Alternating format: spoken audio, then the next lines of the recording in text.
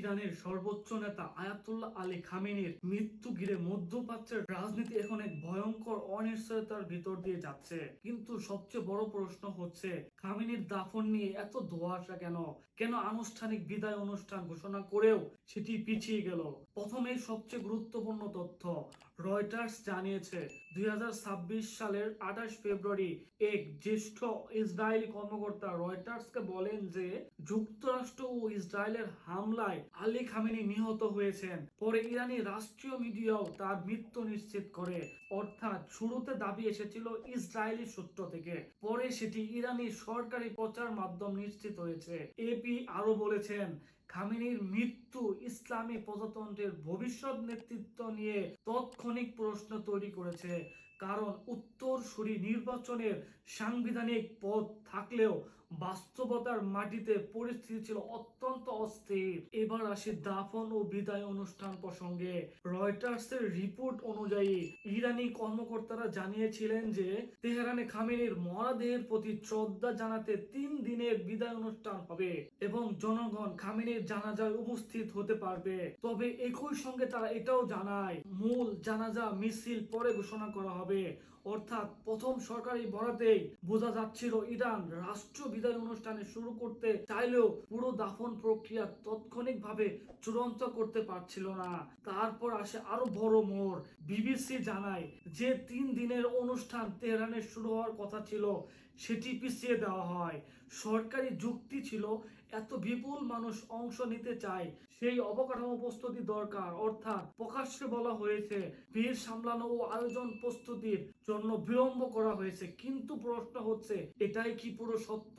কারণ এই বিলম্বের সময়েই যুক্তরাষ্ট্র ও ইসরায়েলের হামলা চলছিল, দেশ জুড়ে নিরাপত্তা ঝুঁকি বাড়ছিল, আর ইরানের ভিতরে উত্তরসূরি বাছাই নিয়েও চরম চাপ সৃষ্টি হচ্ছিল। তাই দাফন বিলম্ব শুধু জনসমাগমের বিষয় নয়, এটি রাষ্ট্রীয় নিরাপত্তা, ক্ষমতার পূর্ণ বিন্যাস এবং প্রতীকী নিয়ন্ত্রণের লড়াইও হতে পারে। রয়টার্সের ভাষ্য অনুযায়ী ইসরায়েলের গোয়েন্দা হিসাব ছিল খামেনির উত্তরসূরি মুস্তফা খামেনি হামলায় হালকা আহত হয়েছে এবং সম্ভবত এই কারণেই তাকে প্রকাশ্যে দেখা যাচ্ছিল না। একই রিপোর্টে বলা হয়, ইরানের ক্ষমতা কেন্দ্রে আইআরজিসি তাকে সামনে এনেছে এমন একজন হিসাবে যিনি কঠোর নীতিকে আরো সহজ বহন করবেন। অর্থাৎ ইসরায়েলের দৃষ্টি খামেনির মৃত্যুর পর শূন্যতা তৈরি হলেও সেটি কোনো উদারপন্থী রূপান্তরের দিকে যাচ্ছে না, বরং আরো কঠোর, আরো প্রতিশোধ পরায়ণ কাঠামোর দিকে যেতে পারে। এই মূল্যায়ন দাফন ইস্যুকেও সংবেদনশীল করে তোলে, কারণ মৃত্যু নেতার শেষকৃত্য ইরানে শুধুই ধর্মীয় অনুষ্ঠান নয়, এটি নতুন এক ক্ষমতার বৈধতার প্রতিষ্ঠার মঞ্চ। বিবিসি বলছে, মুস্তফা খামেনির সামনে এলেও তাকে ঘিরে রহস্য কমেনি। প্রকাশ্য ভাষণ নেই, দৃশ্যমান উপস্থিতি নেই, এমনকি তার শারীরিক অবস্থাও পরিষ্কার নয়। বিবিসির প্রতিবেদনে বলা হয়, তিনি আহত হয়েছেন বলে রিপোর্ট থাকলেও বিস্তারিত কিছু জানানো হয়নি। ফলে একদিকে পুরনো সর্বোচ্চ নেতার দাফন বিলম্বিত, অন্যদিকে নতুন ক্ষমতা কেন্দ্রের মুখ অদৃশ্য।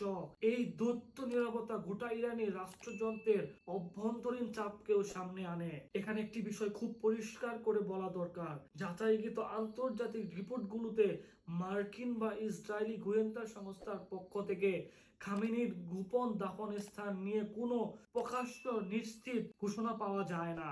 যা পাওয়া যায় তা হলো মৃত্যুর পর উত্তরসূরি, ক্ষমতার ধারাবাহিকতা, আইআরজিসির ভূমিকা, মুস্তফার সম্ভাব্য আঘাত এবং ইরান সরকারের স্থিতিশীলতা নিয়ে মূল্যায়ন। অন্যদিকে দাফন অনুষ্ঠান পিছিয়ে যাওয়ার সরকারি কারণ হিসাবে বলা হয়েছে বিপুল জনসমাগম ও প্রস্তুতির প্রয়োজনীয়তার কথা।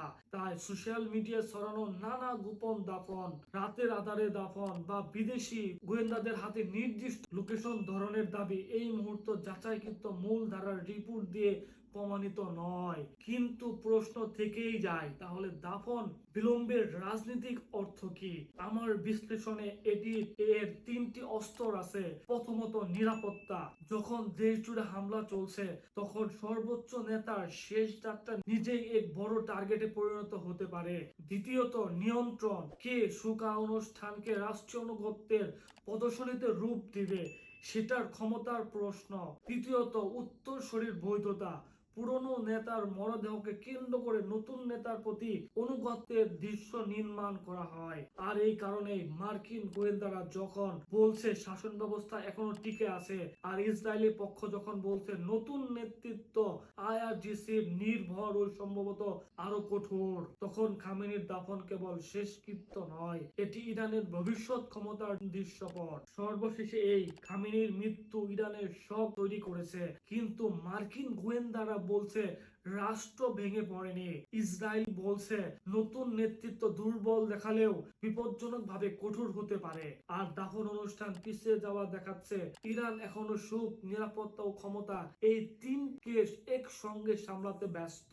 তাই খামেনির দাফন নিয়ে মূল প্রশ্নটা কোথায় দাফন নয়, বরং কোন শক্তি এই দাফনকে ব্যবহার করে ইরানের আগামীর অধ্যায় লিখবে, সেই প্রশ্ন এখন সবচেয়ে বড়।